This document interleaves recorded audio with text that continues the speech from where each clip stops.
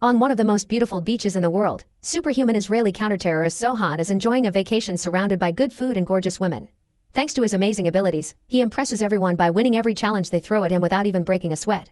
Unfortunately, his vacation is interrupted by some higher-ups from the Israel Defense Forces, who need him for the next mission. It turns out Phantom, the superhuman leader of a Palestinian terrorist group, was seen at a hacky sack tournament in Beirut, which probably means he's trying to bait them.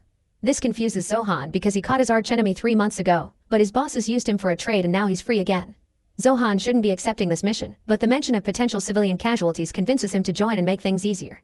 Later, while he is getting ready for the mission, Zohan retrieves his greatest treasure from a hidden spot in his room. It's an old hairstyling catalog, which he keeps because his dream is to become a stylist one day. While having dinner with his parents, he confesses he's tired of conflict and violence, and that he wishes to quit to start a new life in the USA. His parents don't approve, thinking a career in the army is the most stable job he can have, and when they finally get him to admit his hairstyling dream they laugh at him, calling him a slur for gay. That night, Zohan goes to bed in tears. The next day Zohan goes downtown ready to jump into action.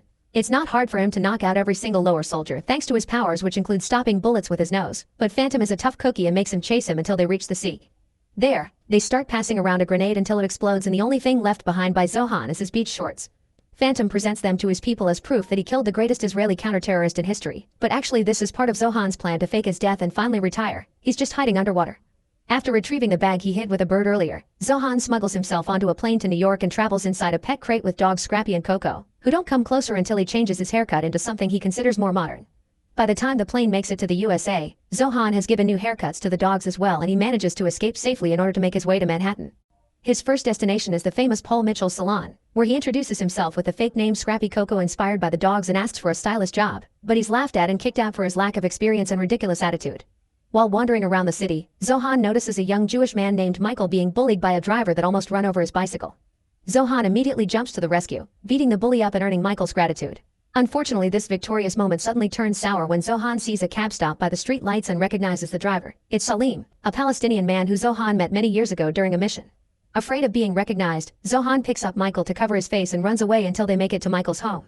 This is how Zohan meets Michael's mother Gail and pretends to be Australian to stay on her good side. The trick works and Gail allows him to stay in the apartment upstairs. A few hours later, Michael accidentally walks on Zohan and Gail getting busy, which is definitely quite traumatizing, so Zohan tries to distract him and make amends by taking him out to meet girls. At the club, Zohan teaches Michael to be less picky because all women have something to offer no matter their age or body type, and while Michael tries to follow that advice, Zohan is approached by Ori, a fellow Israeli immigrant that immediately recognizes him. Since he's a huge fan, Ori promises not to tell anyone about Zohan's presence and even gives him his business card in case Zohan wants to try working at his electronics shop. The following day, Zohan goes job hunting again, but none of the local salons want to hire him because he doesn't have experience and makes the kids cry. Seeing as this will take longer than he thought, Zohan goes to see Ori in an area in Lower Manhattan populated by other Middle Eastern immigrants. He wants to get a temporary position in the electronics shop until he finds something better, but Ori changes his mind and turns him down, explaining that this shop kills dreams. All his other employees had ambition when they arrived in the country too, but now they are stuck here and Ori can't allow that to happen to the great Zohan, so he offers a different idea. There's a small salon on the Palestinian side of the street that will probably accept him. At first, Zohan doesn't want anything to do with working in a Palestinian business, but Ori quickly changes his mind by showing him what Phantom has been doing lately. Thanks to his newfound popularity, he's running a restaurant chain called Phantom Muchentuken and the kids' meal includes toys of himself and an exploding Zohan. Furious at the fact his enemy can live his dream but he can't, Zohan leaves his worries aside and crosses the street to meet Delia, the salon owner who is struggling to keep it open because rent is being raised almost every month. She's not impressed by Zohan's lack of experience, but in the end she allows him to sweep the floor a few shifts a week for free so he can gain some kind of practice. Zohan continues to live in Michael's building, practicing his styling skills on Gail in his free time while working at Dahlia's with tons of dedication for such a simple task. In fact, he's so thorough with his cleaning that it sometimes makes it harder for the other stylists like Claude to work.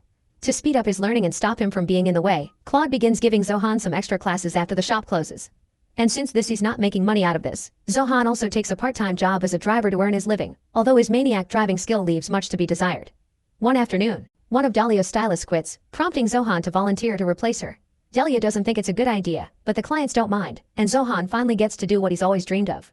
His haircuts are a bit outdated, but the clients who are all middle-aged women don't mind because he treats them like queens. He flirts, dances, offers head massages that are almost indecent, and once the haircut is finished he takes the ladies to the back room for a private session. Soon every woman in town is coming to Dahlia's salon to get their hair done by Zohan, bringing lots of money to the business and allowing Delia to stay up to date with the raising rent.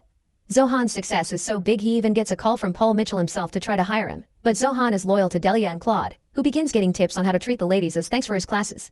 One day, two new clients arrive at the salon in Salim's cab, revealing Zohan's presence to the driver.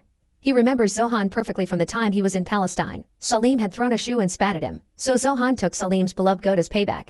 Enraged and eager to get revenge, Salim calls his friends Hamdi and Nasi in order to make a plan to catch Zohan and become as popular as Phantom himself. Meanwhile, Zohan and Delia go on a picnic together, although Delia makes sure to clarify it's not a date. The two of them get to bond and share their experiences as immigrants, and Zohan's impressed to hear someone else dislikes the way both sides hate each other and won't stop fighting for stupid reasons. When they return to the salon, Nassin shows up pretending to be a client and mentions things like goats and throwing shoes as a way to gather intel, but Zohan doesn't even know what he's talking about. By the time Nasi goes back to Salim, he feels as charmed by Zohan as all the ladies. Speaking of the ladies, Zohan discovers his body doesn't want to collaborate and he can't offer private sessions anymore. Seeing a doctor offers no answers, but sharing his worries with Gail does. She immediately picks on the fact this has been going on since Zohan went on that picnic with Delia, which means he's falling in love with her and his body will only work for her. Back to Salim, he and his friends are trying to get their hands on some bombs, but the provider isn't picking up the phone. They decide to instead use a recipe from the internet and go to the local pharmacy to buy liquid nitrogen, but the clerk misunderstands their accent and gives them an ointment called Neosporin. In the meantime at the salon, Delia is sending away the collectors after paying them, explaining she doesn't care if they cut the water because she isn't leaving her shop and she knows they're trying to push all the locals out to destroy their community. Zohan overhears this and is so impressed that his body reacts to her, which confirms she is the special one, but unfortunately Delia doesn't like him back. In the evening, Salim and his friends drive by and throw their cream bomb at the salon, thinking they did something amazing, but Zohan just takes it home so Gail can use it for any aches. However, Ori is worried that someone may know about Zohan's real identity and tells him to take Michael's shift in the community watch to gather clues. That night, Zohan finds three thugs doing offensive graffiti on the local shops and instead of calling the police like the community watch's rules say, Zohan beats them up himself. The following day, it's revealed that those three men have been sent by Grant, the landlord behind the shops in Lower Manhattan who wants everyone to leave so he can demolish the buildings and build them all. He's frustrated with his collectors because none of them have managed to scare any of the locals away, thus he'll have to take the matter into his own hands by hiring a group of white supremacists led by James, who gladly takes the job and won't hesitate to play dirty. In the neighborhood, Palestinian and Israeli groups are blaming each other for the graffiti. Zohan explains he saw the thugs had been white guys, but not even his clarification is enough for the groups to put away their differences. Meanwhile, Salim and his friends finally admit they can't do this on their own and call Phantom to ask for his help, who accepts to come over after offering the most pathetic of rewards for Salim. Then he immediately begins training. A few days later, the rumor column in the newspaper publishes a vague message that implies Phantom is coming after Zohan. Not wanting to lose his new life when things blow up, Zohan comes clean to Michael and Gail, who are very accepting and advise him to be honest with Delia as well. However, Delia isn't as supportive. She doesn't mind the fact Zohan is Israeli, but him being a counter-terrorist is a deal breaker because of reasons related to her family. Before Zohan leaves, Delia gives her an updated hairstyle book as a goodbye gift. The following day, Zohan gets ready to confront Phantom claiming he can do it on his own, but just in case, Ori still calls his friends to get their weapons ready. The rumors say he would be showing up at a local hacky sack game that lots of celebrities would be attending, including Mariah Carey and Grant, who had given away lots of tickets for free. In fact, Phantom is a big Mariah fan and during halftime he visits her in her dressing room, giving Zohan the chance to strike in private.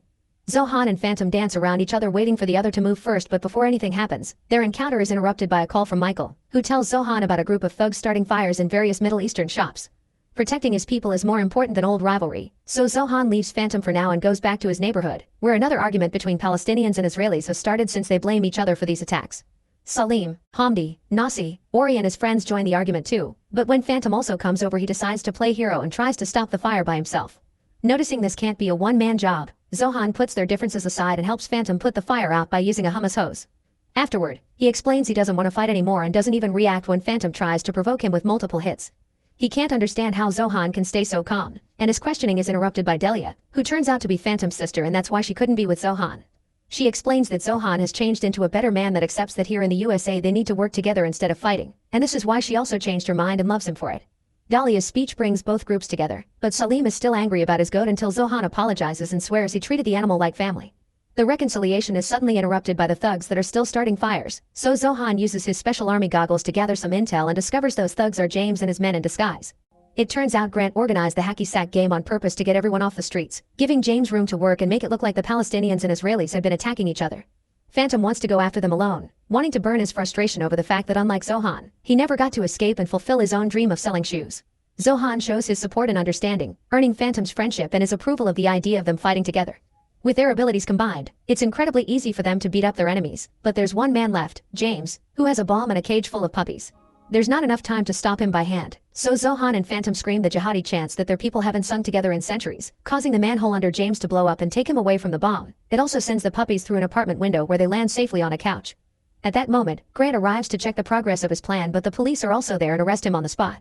Zohan is ready to celebrate, but there's a little problem. Phantom isn't capable of stopping his screaming in time and ends up causing more damage to the stores. Fortunately, now that the Israelis and Palestinians are united, they can work together and rebuild the block into a collectively owned mall where everyone can keep their shops. Phantom's finally selling shoes. Salim starts a goat ride business. Ori relocates his electronics store there, and after getting married, Zohan and Delia open their salon there as well. Michael is their employee, and he styles hair while using the flirting techniques he's learned from Zohan. One afternoon, Zohan is shocked to find his parents visiting the salon. Even more surprisingly, they approve of his business and his Palestinian wife, and they give him the chance to cut their hair as a sign of their support.